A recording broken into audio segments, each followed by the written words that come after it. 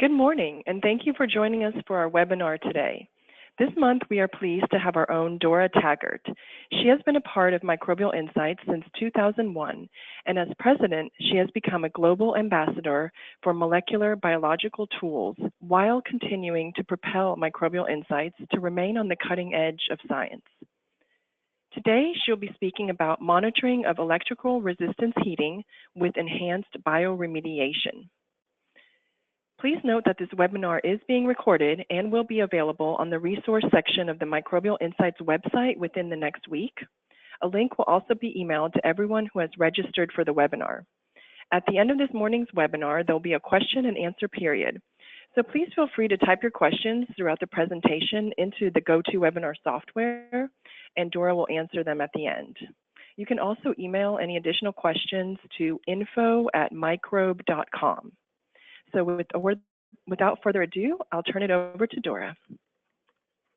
All right, thank you very much, Anita, for this introduction, and thank you everyone for attending today.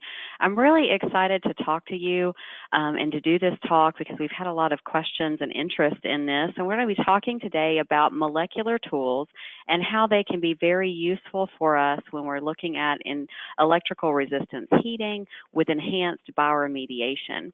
So you may have heard the presentation that Rob Dejaneau did last year. He was with Cascade Environmental, came on in October of last year and did a webinar for us. And Rob's talk was really focused on the process, how the enhanced heating works at sites, and then how these tools can complement it. And so many of you followed up with us after the webinar and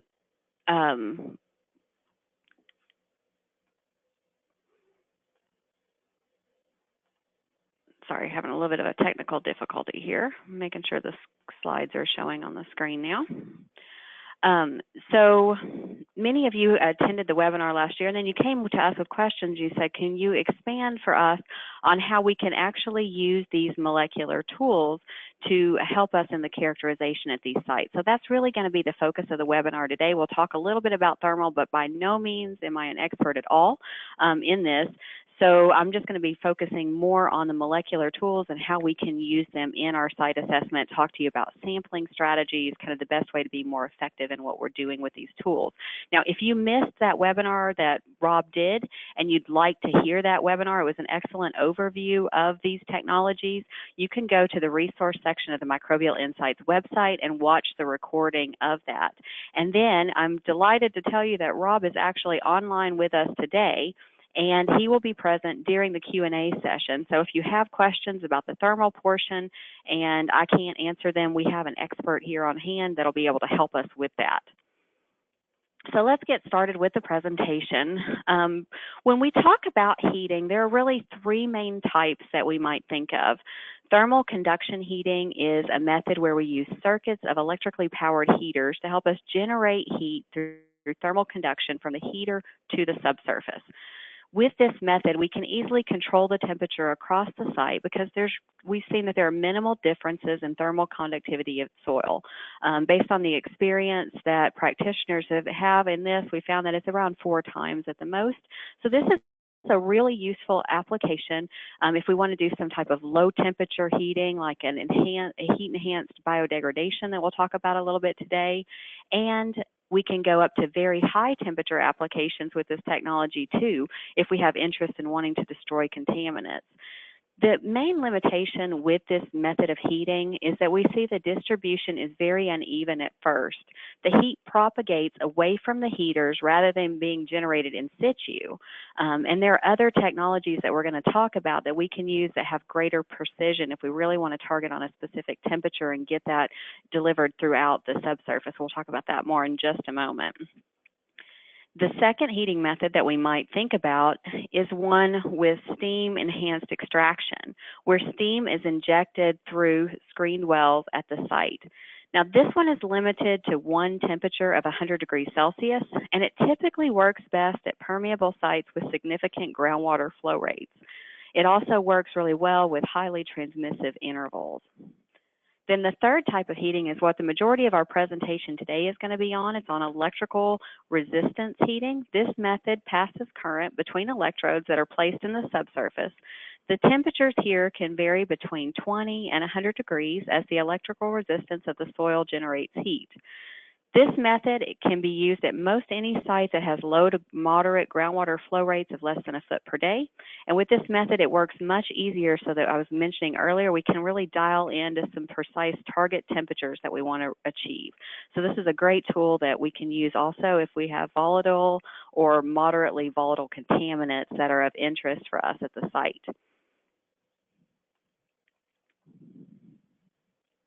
So this is a little diagram that shows you a little more about the electrical resistance heating, or ERH. Electrodes are installed in the subsurface in 10 to 12-inch diameter borings with a 4-inch slotted pipe. The annular space of this boring is filled in with a conductive mix of graphite and steel shot, which effectively increases the surface area of the electrode. Both electrical resistivity and hydraulic conductivity affect the achievable heating rates at sites. So sites with large differences in these parameters can be controlled by installing multiple elements. Differential power to different lithologies can help us permit a more controlled and uniform heating at these sites. And one of the added benefits that you're going to see in this presentation when we give you some data today is that ERH is self-correcting, in that what we're saying here is that if you have tight soil lenses or areas with high contaminants, it's going to preferentially draw power to these areas, cleaning up these highly impacted areas more quickly. And there have been a lot of advances in this technology over the past couple of decades, and it has allowed us to really reduce source mass, reduce the overall lifetime project cost. So it's becoming a very popular technology that we see being implemented at sites. And as we've learned more about these technologies, we can use multiple removal mechanisms in concert to help us achieve the goal, like we're talking about with using the enhanced bioremediation in addition to what we're doing with these thermal technologies.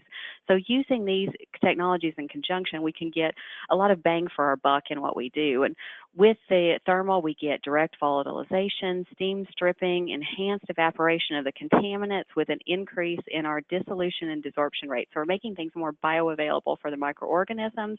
And we also see increases in abiotic degradation rates as well as biotic if we can control the temperatures properly. So today I'm going to be focusing on using these systems in conjunction with biodegradation, talk a lot about those molecular tools. So there are three potential ways that we can do this at a site. The first is post-in situ thermal remediation, something called biopolishing. This is where we let the residual energy from our thermal treatment enhance degradation after that ISTR system is removed.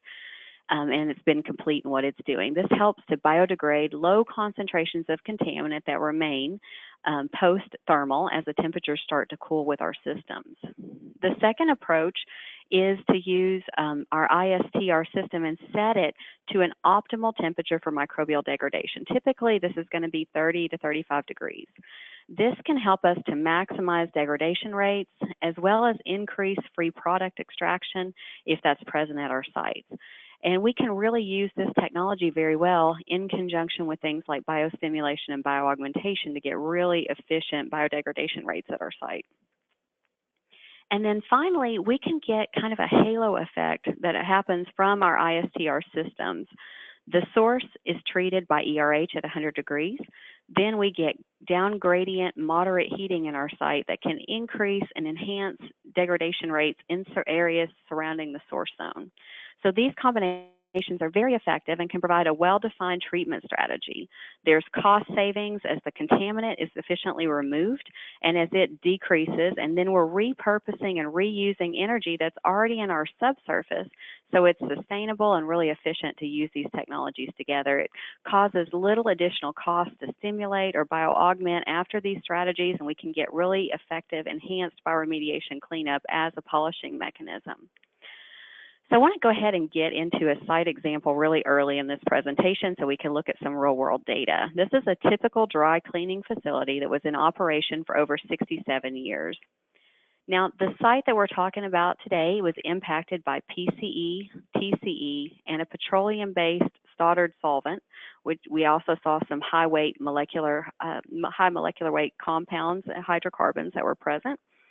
So the investigation at the site was kind of unique in that it was a really flat groundwater gradient, and there wasn't consistently a discernible groundwater flow direction. So there had been limited success with the bioremediation approach. Depth of the groundwater is 13 to 15 feet below surface. And initially, there was an ongoing soil vapor extraction system that was being used at the site. And this system was kind of modified and retrofitted to be able to be used for the ERH operation. So a very effective switch in what we were doing there at the site management. So here I'm showing you kind of a map of the site. You can see our source area, which has our underground storage tanks, dry cleaning rooms, and this box is where our ERH treatment system is going to be applied. In down gradient of the plume, you can see that there were some past bioaugmentation and biostimulation pilot scale studies that were performed outside where the ERH zone is. Groundwater here at this location has typically 3 water-bearing units. There's a shallow, silty, sandy silt layer that's 10 to 25 feet below surface. This is where we see it the most impacted, where we have the most contaminants of concern. Then there's an intermediate layer that's 35 to 45 feet below surface. It's a well-graded gravel with a sand layer, and it's also impacted, but it has lower contaminant concentrations in that zone. Then we have a third very deep layer that has even lower concentrations of contaminant. So this slide shows you kind of a zoom in of our treatment area where the ERH was being performed. You see, again, here's our square where the ERH is going to be within this area. These 15 yellow dots represent the locations for the 15 electrode and vapor recovery wells that you're seeing there in the yellow. Then we have shallow monitoring wells. This is where the majority of our contaminant is in the shallow zone. So we have 4 shallow monitoring wells that are there at the site, shown in the green, and then 2 intermediate monitoring wells in the blue. And then these are the temperature probes that were used at the site. We have 4 TMP probes that we're going to show you a little bit of data on. But today, what I really am going to focus on is this area here. We're going to look at TMP2 and then these couple of monitoring wells. So kind of looking at a localized area to see what effect the ERH has and what happens with the microbial populations. So this is a slide that shows you the average temperature with those 4 different probes. You can see we're pretty consistent in what we're getting with the temperatures. There were a few things that happened over time after startup. We get about a month in. You can see temperatures increasing. Optimal temperatures are achieved about 2.5 months in. A little bit of a delay with a transformer failure, but then a good rebound. We're maintaining that consistent temperature, and all 4 of the probes look very similar in what we're seeing. So this is a quick summary to show you how the contaminant changes over time. You can see in this is the soil data, that the ERH was very effective, almost 100% reduction in our PCE and TCE, and approximately 93% with our Stoddard solvent. So very effective remediation with that with the ERH. The groundwater looked very similar too. We see that we're almost 100% in the loss of our contaminants. And if you look at our PCE concentrations, we've gone from around 6,600 ppb of PCE down to 51 in average. So a really good contaminant loss during our ERH period. So the conclusions to this point, if we just look at what we did with our ERH, is it was highly effective, removing the largest mass of the contaminant present at the site, doing exactly what we wanted it to do. Temperatures reached 80 to 90 degrees for a large majority of the treatment period, and the heterogeneity of the subsurface soils definitely had an impact on what we saw with the heating. So overall, very positive trends. But now we've still got a little bit of the contaminant left. So we need to think about what we want to do. And so the idea here was to use bio, as we talked about before, as a polishing mechanism for that remaining contaminant. What we can do in the source area and then down gradient locations as well. So in order to evaluate what we have here, we did analysis of the microbial community using a tool called the QuantArray. This is a tool that we can use to help us look at genes and quantify genes and organisms that are important to degrading those contaminants of concern.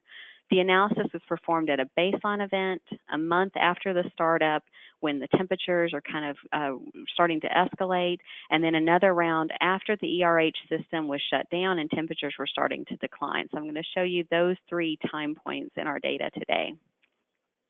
Now, I know a lot of you, when I see the names on the webinar, are familiar with us and work with us routinely, so you're probably familiar with the QuantArray analysis that Microbial Insights does. But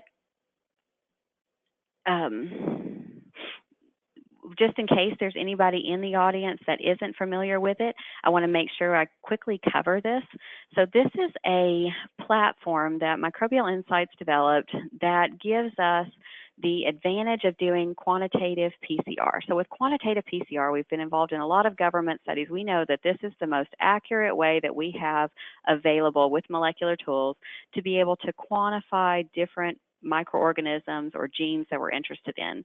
So QuantArray is that qPCR technology, but it's in a nanofluidic platform. So the advantage of that is this advanced platform gives us the same accuracy that we get with our conventional qPCR. But the benefit is we can look at a lot of different target genes all at the same time. We don't have to be selective and doing one analysis at a time. So with this platform, when we talk about the QuantArray for chlorinated, we can look at the organisms that are known to be important for reductive dechlorination, whether we're talking about chlorinated ethenes and we need dihalococoides to be present, or chlorinated ethanes with our Dihalobacter and Dihalogenamonas and other organisms. We can look at all of those with this type of test and some key functional genes that are important. The other thing that's really an advantage to us is when we add an electron donor into the subsurface, we see that that donor gets fermented and hydrogen is produced. That's what we want to happen, right? But the problem is that there are other organisms that can utilize that available hydrogen. And so if those organisms are present at the site, which they typically are, like sulfate reducers and methanogens, we can see a bloom of these microorganisms, and the abundance of these organisms start to increase. And then once they stabilize, we see an increase in our dechlorinating population. So this, looking at these groups and understanding this phenomenon that happens at the site can give us a lot of information in our site management. So we know that if there's a lag, that could be what is happening is that the sulfate reducers and methanogens are really utilizing it, and then once they stabilize, our dechlorinators are going to come up. So having this on the array really gives us an advantage in our site management and interpretation. The other process that we look at on the QuantArray is aerobic co-metabolism. So when we have low concentrations of oxygen and methane present at our site, for example, like we commonly see in down gradient locations, there are organisms that can co-metabolize, these methanotrophs, that can co-metabolize our compounds of interest while they're actually growing on another substrate. So with the QuantArray analysis, we can look at these mechanisms and understand these genes. Also very important for this site is when we have petroleum hydrocarbons that are present at the site, when organisms are degrading those and using some of these aerobic genes for petroleum degradation, we know that they can also co-oxidize and co-metabolize some of those chlorinated compounds that we're interested in. So really valuable to have this information for our sites. So the next few slides I want to show you is how the temperature impacts were with depth at the site. So this first slide shows the temperature with the depth at our baseline event. And you can see that what I'm plotting here is temperature on the X and depth on the Y. And you can see over the depth, we really don't see a lot of variation. It's pretty consistent through the different layers. 1 month after we've started the ERH, if you can see how our temperature has changed, and we can see that there's an increase in some of the different layers in our site, more so in those stiff, fine-grained areas, which we see have higher temperatures if you look here and here. All right, let's add in another sampling point to show us and when we've reached optimal temperature out here, and you can see that we have very high temperatures. Again, in this layer, it's more pronounced than we saw at 1 month. And the subsurface varied considerably with depth, and that's due to the geology like we talked about in the beginning. If we have tighter strata that are there, it's going to heat quicker and get hotter. And in this situation in particular, especially, it's really okay because that's where we have the highest concentration of our COCs. So that's how we got such good mass reduction at this site. So you can see that change in the aquifer temperatures over those different layers. So the more permeable zone in the intermediate aquifer didn't get quite as hot as the shallow zone did. And we had less contaminant there, so everything seemed to work well as we would expect. Again, we're just showing the temperature over time as we look at this. The dotted line shows some key points that I want to point out to you in the overall time of the site. So we sampled at baseline, then we sampled again at 1 month, and then it took, as I mentioned before, about 2.5 months from startup to get us to the optimal temperature, and then the system ran for another 5.5 months. So the treatment period was really only a total of 8 months. Then we sampled again a month after the shutdown. We do have another sampling event that's going to be possibly coming up in July, so hopefully we're going to be able to collect a couple of more samples as the temperature now should be getting close to that optimal point for enhanced biodegradation. So hopefully in the future we'll be able to put some handouts to send to you that can help you see more of what that final event shows us. So again, here I just wanted to kind of point out the difference in the temperature with the shallow and the intermediate, and you can see where the average temperature was across the site over time and how it was kind of maintained and very consistent. So finally, let's get to that quant-array data that we've been waiting for. This is showing the dechlorinating organisms that are involved in the anaerobic degradation of our contaminants of concern. Here, I'm showing the abundance of Dihalococoides in the red bar. Dihalococoides is our organism that does the complete reductive dechlorination of PCE and TCE to ethene. You can see we do have some concentrations that are there naturally in the red bar. The Dihalobacter is the green bar, and the Disulfidobacterium are the blue bars, and these organisms are involved with the chlorinated ethane and the higher chlorinated compounds. The first group of bars where you see these three together is our baseline event. The second group is 1 month when we see our temperatures start to increase. So you can see here our temperatures go up to around 59 degrees at this point. Dihalococoides and Disulfidobacterium drop a little bit, but look at our Dihalobacter, it's still there. And if we look at the Microbial Insights database and compare our Dihalobacter concentration to the samples that we've analyzed for Dihalobacter from sites around the world, and our database contains over 30,000 samples from different sites located around the world, so we can get kind of a context. What does that count and abundance of Dihalobacter mean to us? Well, at this point, even with temperatures getting much hotter at the site, we still see that we have Dihalobacter there that's about 50th percentile, so not a bad number to have. So what happens as our temperature increases, we get up to that optimal temperature range for the ERH treatment.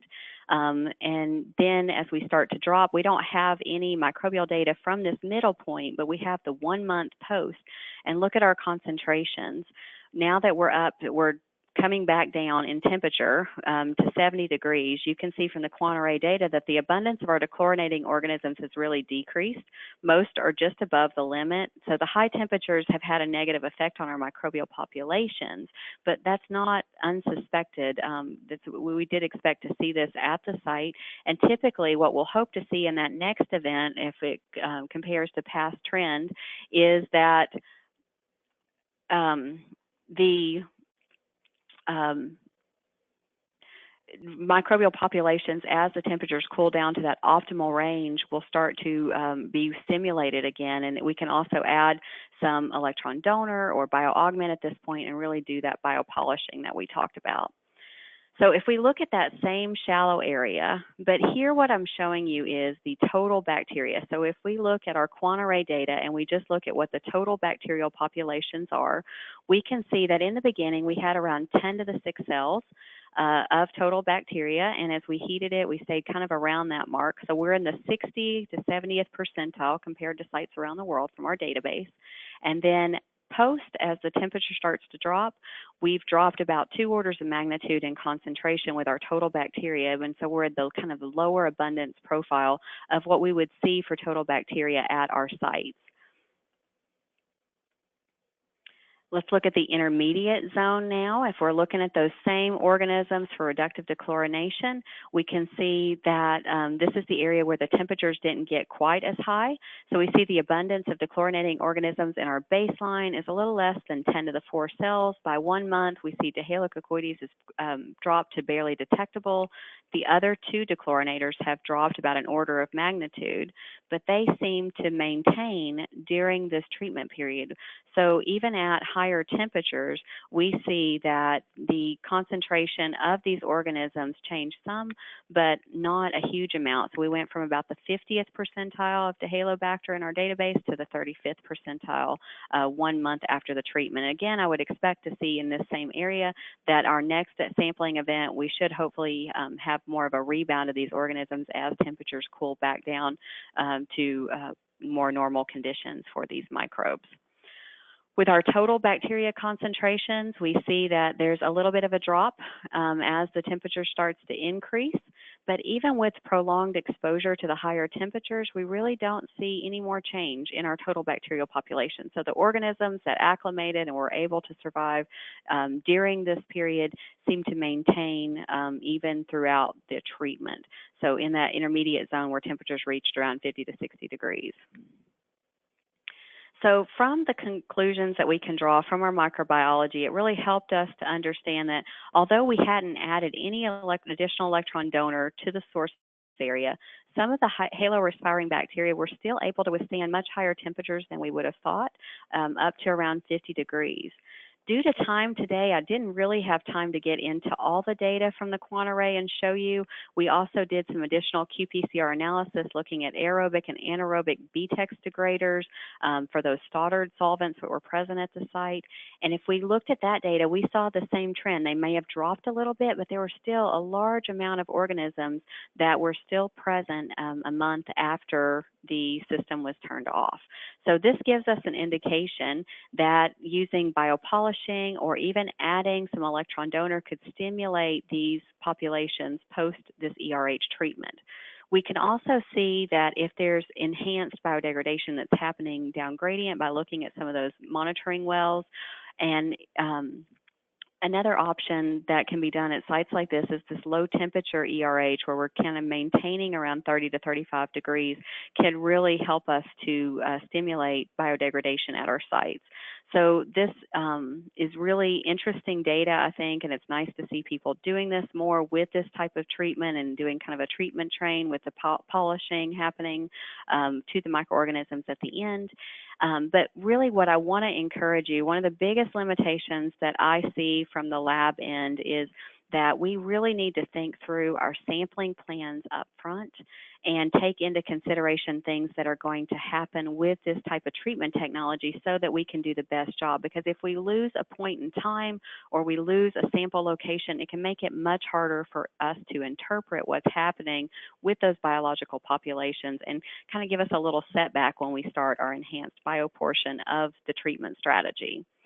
So let's look at these sampling plans, and I want to think about them for the 3 main areas where I see this as beneficial if someone's doing low temperature heat-enhanced bioremediation, or if they're doing down gradient heat-enhanced from that halo effect that we talked about, or if we're doing biopolishing. I want to kind of individually look at the sampling plans for each of these 3 different strategies.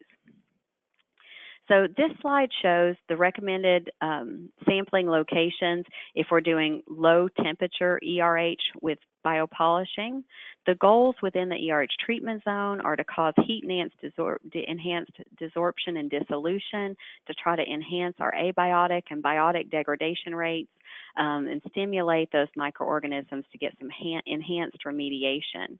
So one of the first things in this strategy that I wanted to look at was where should we collect, which monitoring wells should we use in sampling for our locations.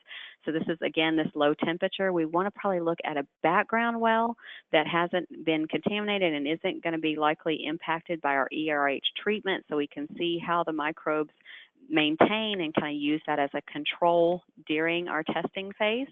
We also want to collect a few samples within that ERH treatment zone, 1 to 2, depending on the size of the zone, and then down gradient wells that we can see how the flow through the site into those down gradient locations is being impacted by what we're doing.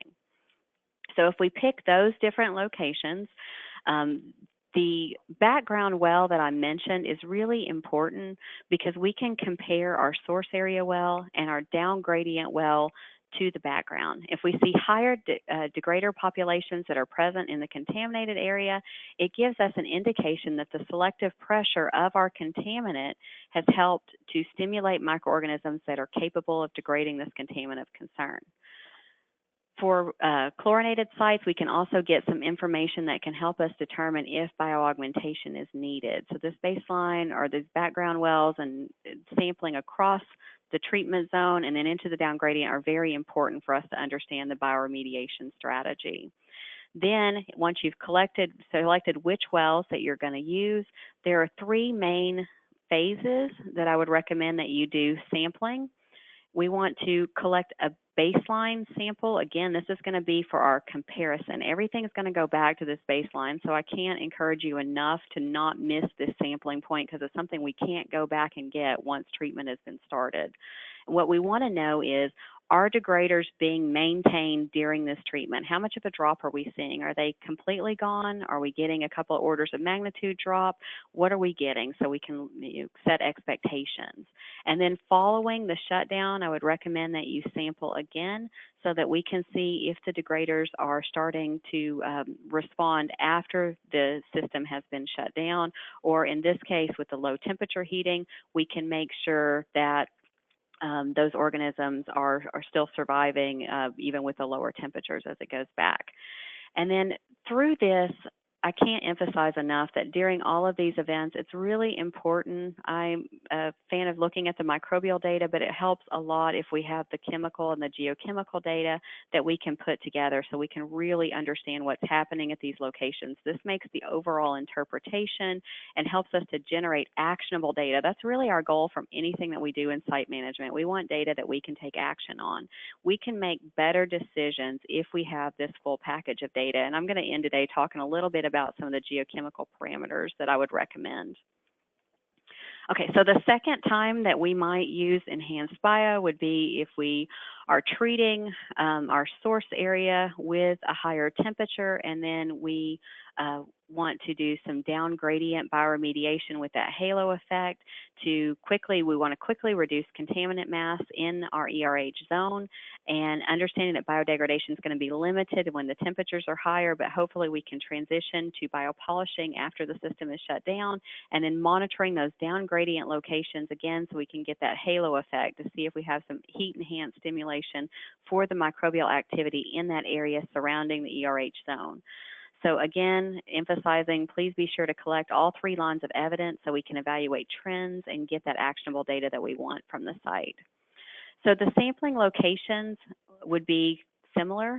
A background well is often helpful in this, and then the treatment zone, down gradient wells, and then we want to look at baseline samples for our comparison, and then during ERH again, are we getting degraders that are being stimulated down gradient? So even one of the most important areas to sample would be those down gradient locations during that treatment so we can see how that enhancement is affecting those microbial populations in those down gradient areas. And then after shutoff, are we starting to see recovery of our microorganisms in our source treatment area and in those down gradient locations? How are they being affected by the changes in this temperature? And then finally, talking about sampling for our biopolishing. This is following conventional ERH, so just doing a conventional ERH treatment in that treatment zone. We want to, again, look at those 3 regions where we're collecting samples, and then looking at similar treatment zones and down gradient locations, but again, collecting a baseline for comparison is critical and provides that anchor point that we're going to use for our comparisons during and post-treatment. Again, we want to see how are the populations responding to the heating, are the organisms down gradient being stimulated, and what happens after the treatment. Are we rebounding? Do we need to bioaugment? Do we need to biostimulate these areas, especially for those chlorinated sites, so we can get a lot of information from this analysis. So as I mentioned at each of these events, having the chemical concentration changes is very helpful for us, and then looking at the geochemistry and microbiology in conjunction so we can make those better decisions. I've listed a few of the geochemical parameters that we recommend. You know, some of this would be site dependent. We might want to add a few others if there are other mechanisms that are of interest at these locations, but these are kind of the minimum of what I'd recommend that you do from the geochemistry end, because these parameters really help us combine it with the microbiology and see which processes are likely occurring or being stimulated by the actions that we're doing. On the microbial side, obviously you can see I'm a big fan of the quant-array chlor, because the more microbial data we have looking at these comprehensive pathways really gives us a lot of information for our site. And so if something isn't happening as we expected, we could look to see if maybe we're stimulating another pathway that we may not have thought about in the beginning. And I think far too often we ignore this aerobic co-metabolism that's happening at the site, and it could be an important component of what we're seeing. So quant-array is just an accurate method that can help us quantify these organisms and genes, give us the ability to really look at these pathways at the same time. And especially in situations like this where we're doing this heat enhancement, we really want to understand these processes better and see what we're doing, what we're driving to happen with these additional cleanup measures. And I think it helps us make decisions more cost effectively by just adding a few of these microbial analysis. So for the chlorinated sites, we have the quant-array chlor that we showed you some data from today.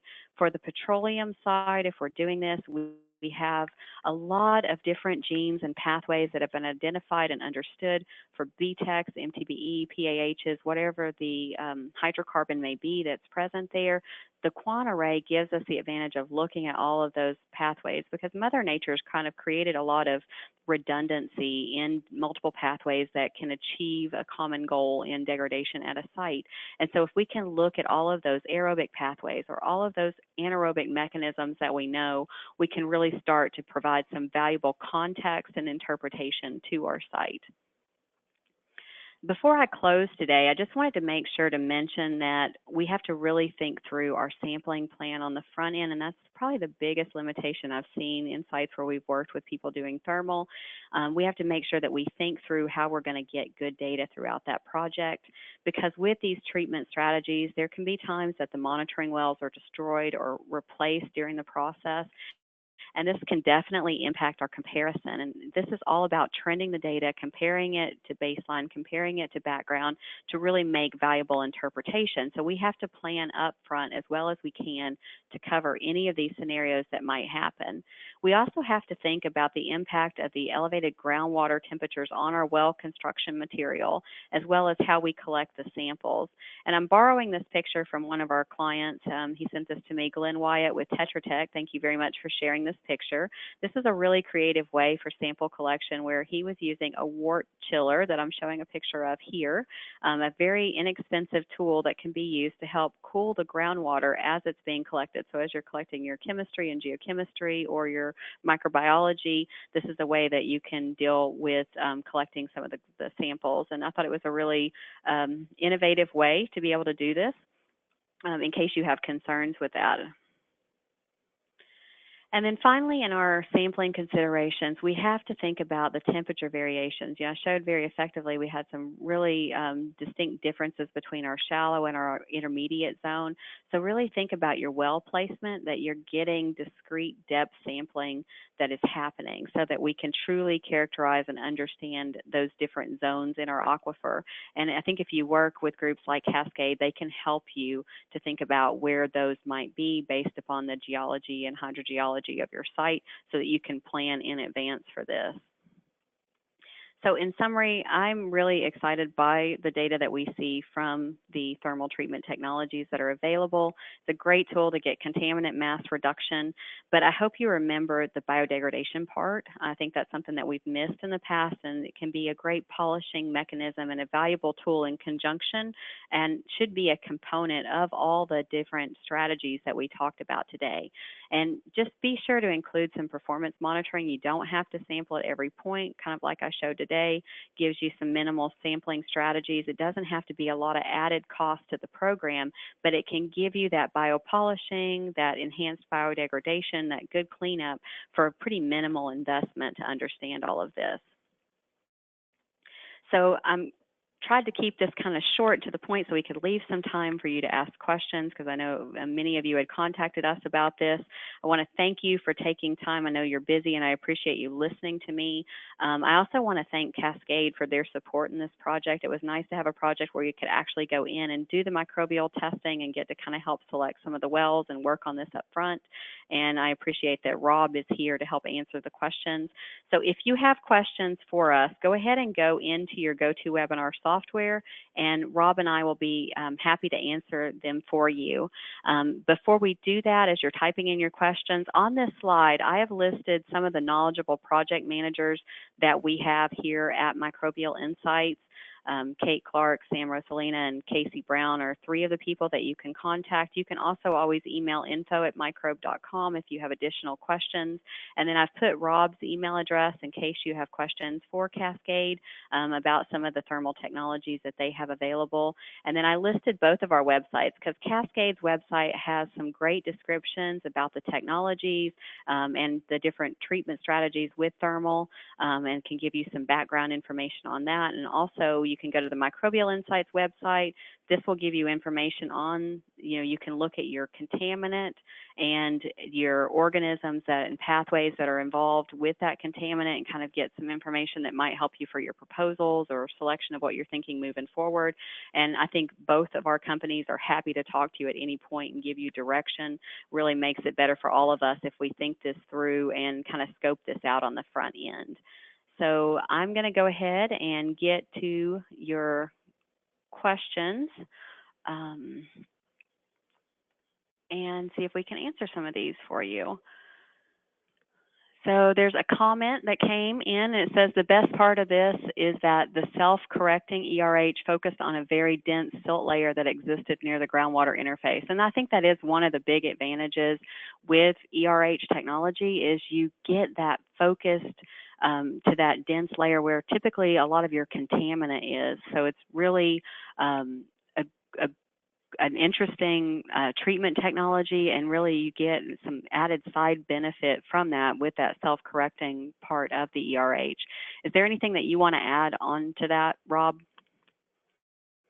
No, not really. I mean, as always, you do a great job discussing our technologies, and again, just wonderful presentation. Yeah, I mean, that kind of focused treatment in that upper zone, I think, was driven by both lithology, but also, as Dora kind of mentioned, a lot of our contaminant mass, the majority of it was contained in that upper interval, and so I think we saw a preferential flux of power in through that unit.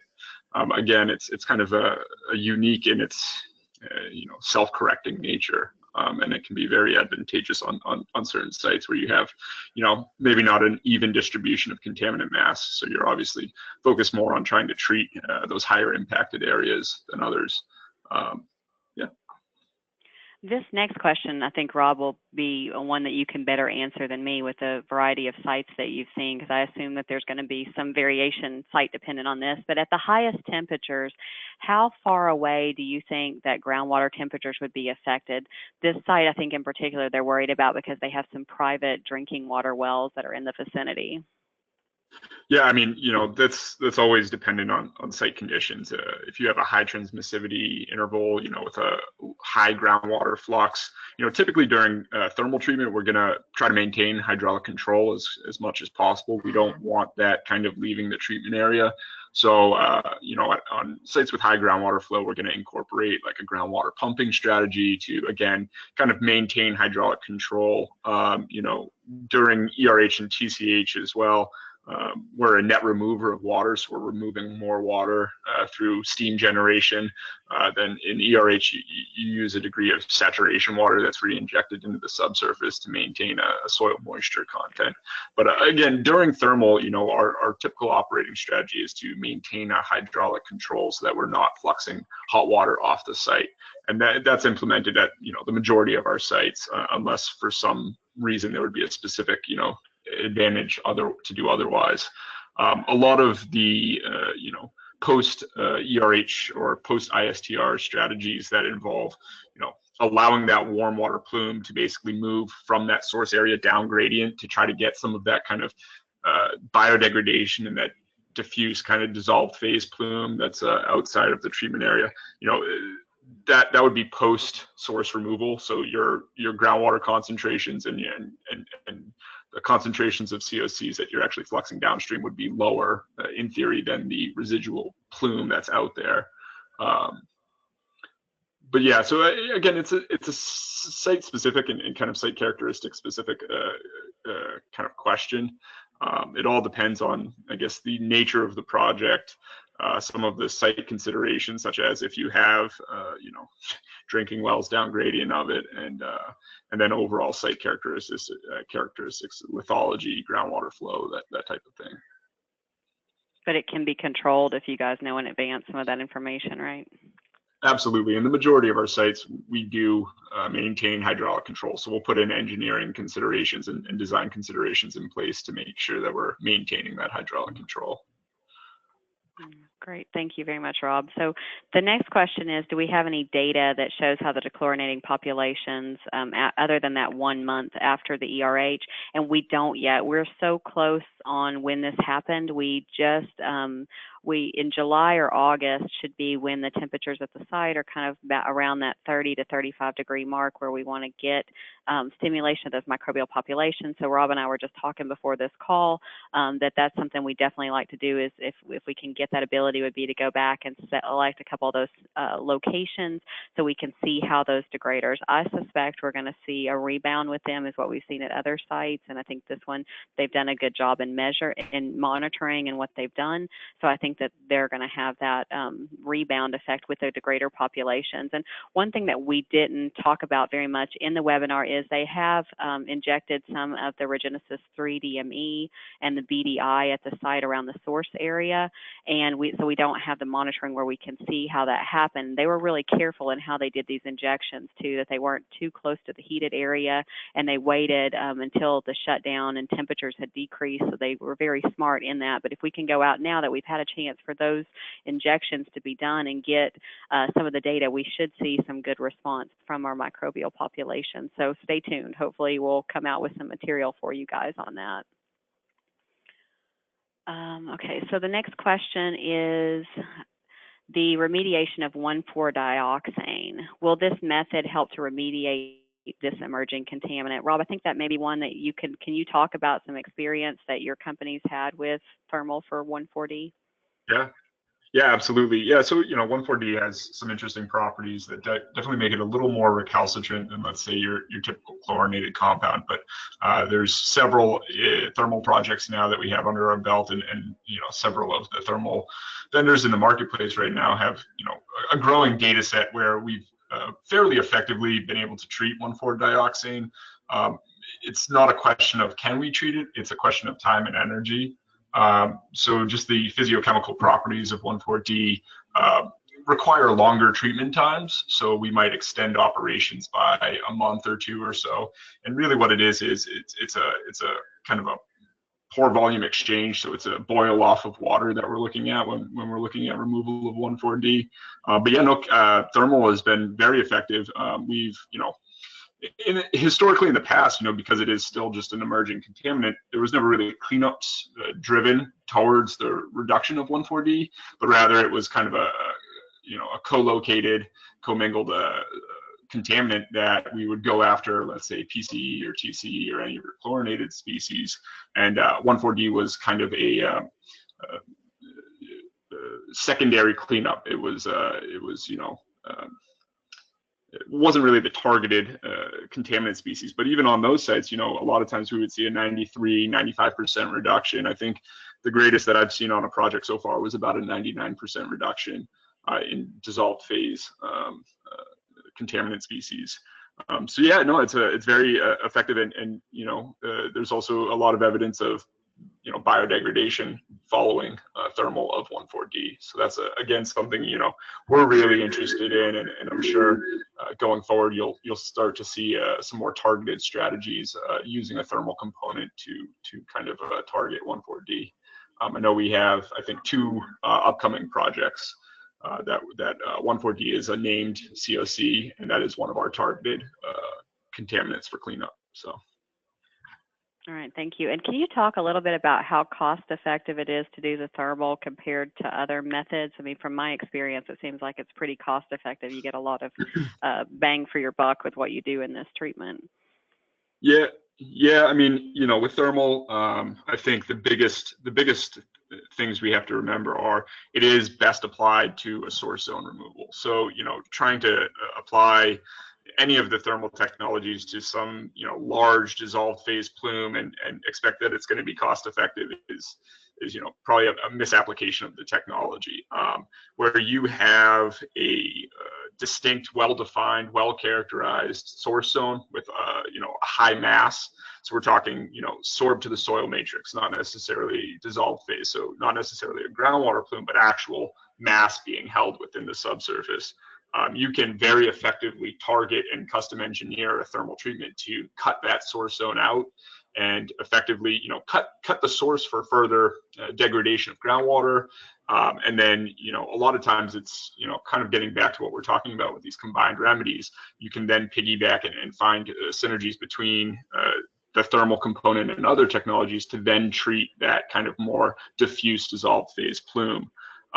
There's also, going trend now that we're seeing with low temp applications, right? So kind of what we were talking about with that, deploy an ISTR project with the intent of achieving just that 35 degrees C. When you do that, you're not volatilizing contaminant species, you're not generating steam, so you don't need an above ground treatment system other than a power control unit.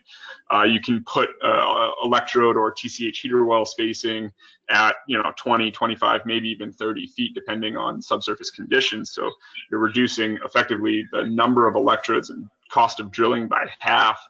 And you can also double for ERH. The electrodes can double as injection points for biostimulation, bioaugmentation, electron donor injections, any of those things. So you don't need separately located injection wells. So there are ways that you can approach thermal applications with reduced costs. I'd say the biggest thing to reduce overall project cost is proper site characterization. We've seen projects where additional high-res site characterization activities have reduced the overall treatment volume by half or sometimes 2/3, while still targeting 96 or 98% of the mass that's contained on site. So really understanding where your source is and really well defining that source, I think is often a great tool in reducing the overall cost and efficacy of a thermal project. Yeah, I think any type of treatment strategy you do, having good documentation, understanding your geology, hydrogeology, and your contaminants, as well as your microbial populations, is always critical to doing a good site assessment. Absolutely, yeah. I mean, it's mission critical. So. Mm-hmm. And that's one of the questions that came up on the webinar. It was mentioned, is there value in taking more than one round of background samples? And definitely, if you can do the budget, having a couple of events so we can see the variability in the background at the site helps us to understand, what the microorganisms are going to do, and if there's any variability in the data, so we can do a better comparison before and after treatment. So definitely, the more info we can get on a site, the better it is to be able to do the management of the site. The next question that we have, it says, you discuss the impacts of ERH treatments on the various microbial populations. How would this impact be expected to change if there was a more intense heating process, such as steam-enhanced extraction that is employed? What is your experience suggest regarding the indigenous microbial populations? So I did some studies back almost 20 years ago when I first came to Microbial Insights, and we looked at how microbial populations in sediments responded to heat. And so we heated soils to very high temperatures, about 100, 120 degrees, and we were trying to see if we could sterilize these because that's what we were told in history that could be done with sites. And what we found with the molecular analysis is we may shift the microbial populations. We may see changes in organisms that can survive in these conditions, but over time, as temperatures respond back to normal groundwater conditions, you see those indigenous microbial populations start to again thrive, and eventually over time things go back to very close to what they were in normal. So I think it's really interesting. Mother Nature has some great preservation mechanisms for itself, and these organisms can adapt and survive. They form cysts and shells, and they protect themselves very well even with extreme conditions. So you'll get a shift, but it depends on the site and the location and the matrix and what organisms we're talking about, how long that shift in the population is going to be. What's the ideal temperature for biopolishing post-ERH? It varies depending on the organisms, but I would say if you're between 25 and 35 degrees Celsius, that's probably the ideal stimulation temperature for most microorganisms that we're interested in using at the sites. There was another comment that says stainless steel or fiberglass casings are very effective. So I think that's a good strategy when we're talking about well materials for people, that you could think about using something different than our standard PVC. You can use the stainless steel or the fiberglass as an aside. What are some typical quantarray results for methanogens? Do methanogens contribute to dechlorination? Are methanogens counterproductive to dechlorination as commonly assumed? So those are good questions. So methanogen concentrations vary pretty greatly at sites, much more than I would have expected. I would say average concentrations, and I'd have to look at the database to get an exact number for you, but we're probably talking around 10 to the 4 to 10 to the 5 cells per mil is what we would see on average at a site. I've seen concentrations as high as 10 to the 8, 10 to the 9 cells per milliliter, and as low as non-detect, or if they're detected, very low at 10 to the 1. So a pretty wide range across sites for methanogens. And, there hasn't been anything that I've seen where methanogens are directly contributing to the reductive dechlorination pathway. Someone out there may have some information that I don't know, but really those dechlorinators that I focus on during the presentation are really the key microorganisms that you want to see. And while methanogens at a site, we don't want to have too high of a concentration. We want to kind of control that. I wouldn't say they're necessarily counterproductive. There's probably a sweet spot for reductive dechlorination that happens somewhere between sulfate reduction and methanogenesis. But having methanogens is not unheard of. You're going to stimulate them when you add hydrogen to the subsurface. So I wouldn't think of that as a deterrent. It just like I was talking about, there may be that lag phase where we see those groups stimulated, and then our dechlorinators come in once they're kind of at a stabilized population. And if you have more questions about this, follow up with me after and we can talk about this a little more. The next question that we have is the slide deck available for distribution, and I'd be happy to share the slides. If you shoot me an email, we'll be glad to send you a PDF of the slides from today's presentation. The next question is, does the heat cook the native organic material and make it more available as a substrate to support biological reductive dechlorination? And I think we can see that. You can definitely see that there's more carbon that becomes bioavailable to microorganisms during the process, and you get dissolution of your contaminants, desorption. You start to get things that are more bioavailable in the aquifer. So that's a really good, important point. And that's one of the reasons I think we see this stimulation when temperatures return to more normal conditions, that sometimes we need to biostimulate, but sometimes it kind of happened naturally for us. How will elevated temperatures change the properties of the injected substrates? I think that's something you would probably want to talk to the manufacturer of the compound, but it definitely could have an impact on the oils that we're injecting at the sites. So I would think you'd want to do your injections very strategically and talk to Cascade and the vendor and let them work in conjunction with at what point and where to inject those substrates so that you get the best bang for your buck on it. Do you have anything on that, Rob, that we should add? Yeah, I was just going to say, so, part of Cascade Technical Services and what we offer is we have, some of the world's leaders in injection technologies that can, work hand in hand with the Cascade Thermal team and the client and the consultant on the site to kind of come up with the optimized, strategy for those injections. So, that's definitely something on a case-by-case and site-by-site basis. But, we're here to work with, Microbial Insights, the consultant, and within Cascade Technical Services to come up with, whatever the best solution is for that. Yep. Okay, great. All right. The next question that we have is, does the heating of the subsurface cause potential hazards that people need to worry about at the site? For example, vapor release from the soils or damaging any underground utilities. Can you talk about that a little bit, Rob? Yeah, I mean, depending on, where your treatment interval starts, we do have to be conscientious of, subsurface utilities. Typically, we'll always do a utility survey prior to a thermal project. As far as dangers and hazards, all thermal technologies are done under a vacuum where we maintain, some sort of negative pressure under what would be either the surface, if it's a deeper application where our thermal treatment interval is, let's say 10 or more feet below the subsurface.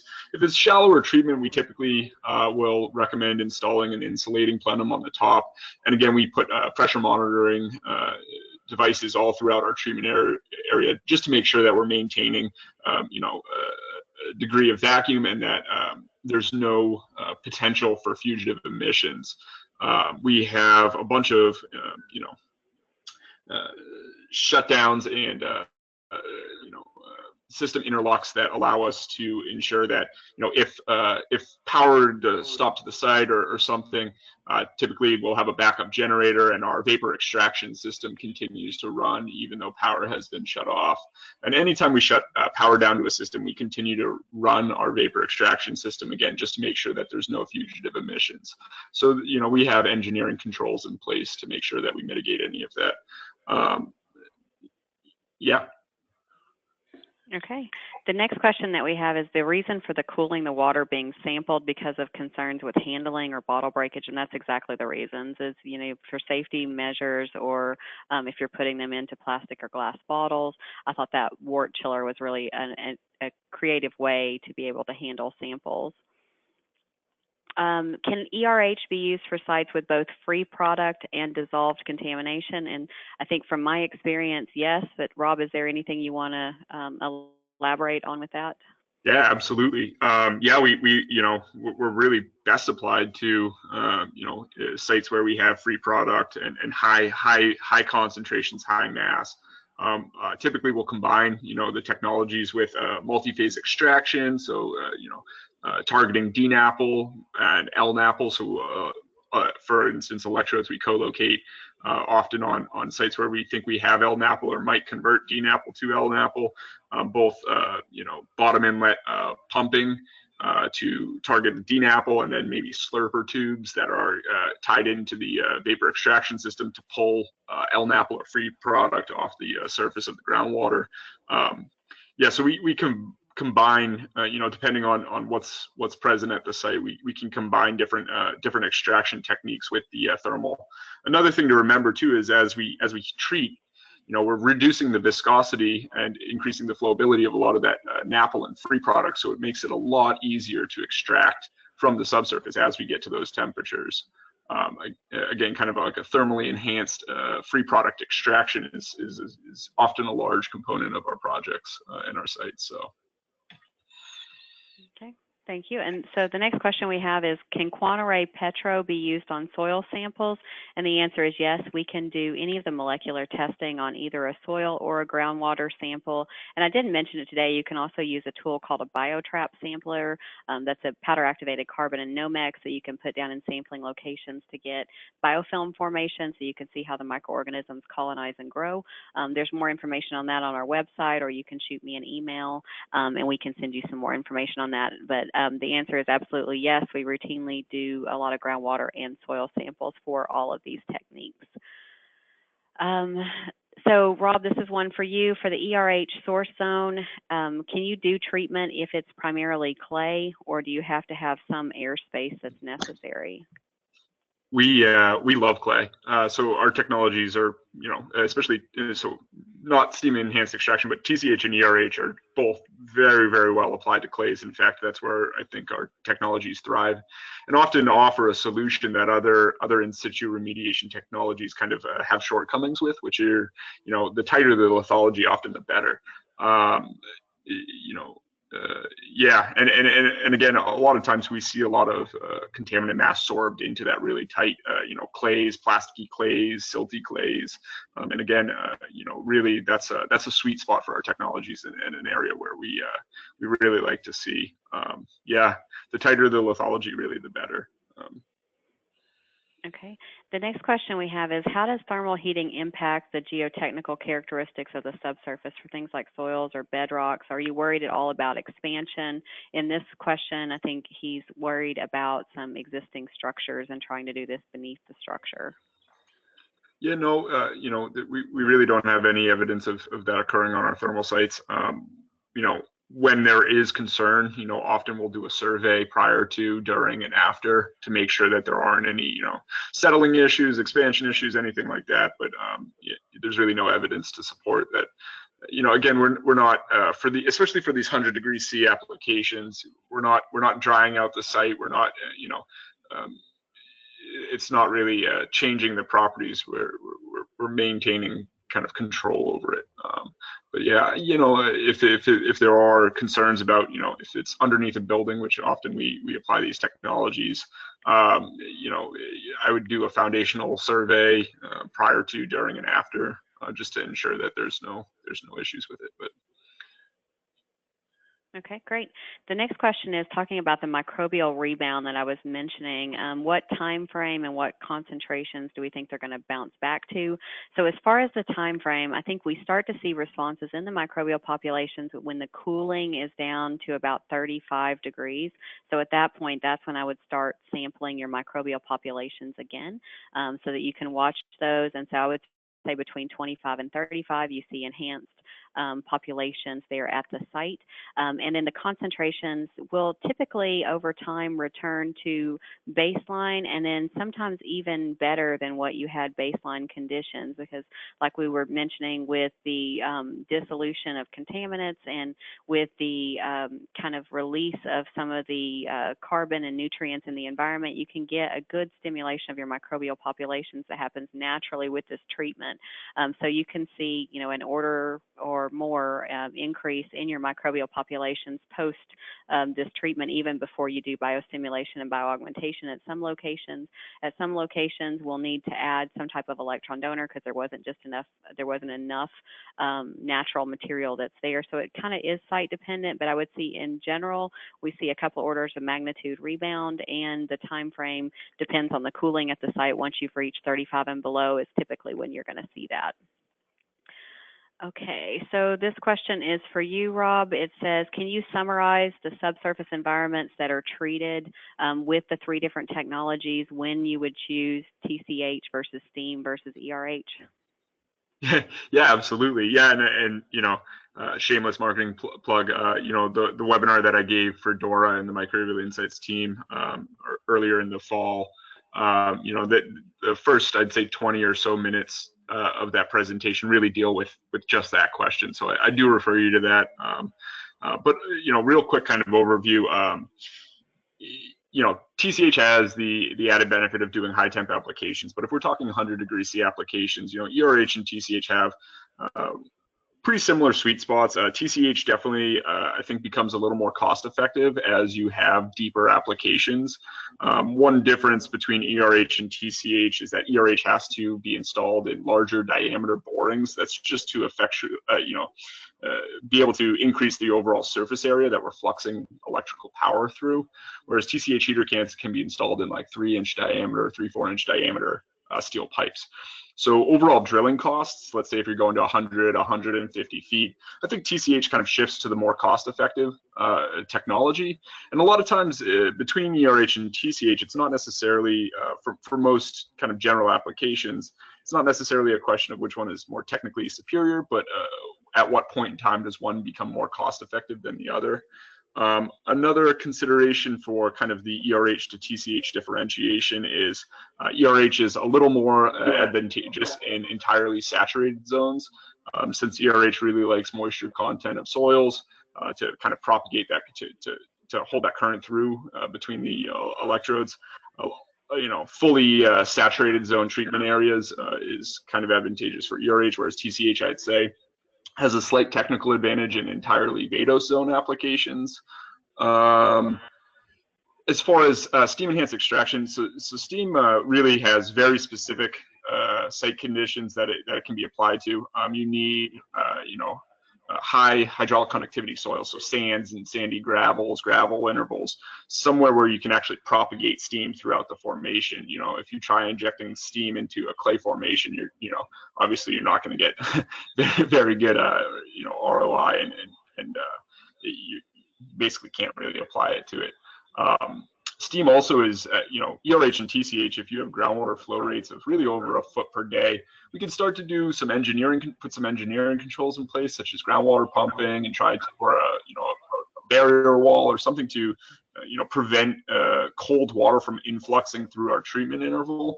But groundwater flow rates of over a foot per day are really a huge impact to both ERH and TCH, simply from a heat balance kind of model standpoint, is we're losing more heat than we're able to generate within that treatment volume. And obviously, when you're trying to get to temperatures like 100 degrees C, that can be a huge issue. In which case, steam is a very effective technology and often the cheapest form of heating, right? So if you have, we've seen steam injection occur in sites with, 300 feet per day of groundwater flow. So, I mean, it's really best applied to those kind of sandy, gravelly areas where you have high groundwater flow rates, where TCH and ERH just simply can't treat that.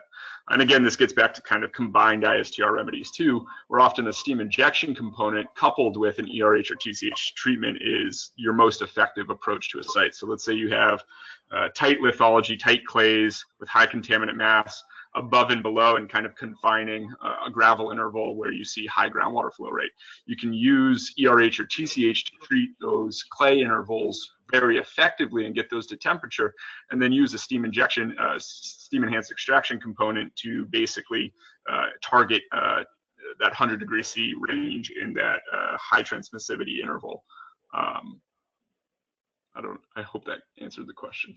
Yeah, and if you have additional questions on this, he did a really good job, Rob did, in the webinar. So you can go on the Microbial Web Insights website and you can watch that again, and he kind of shows you some pictures of the different treatment technologies and when to apply them. And I'm sure he'd also be happy to answer any questions that people have about it as well, right? Absolutely, yep.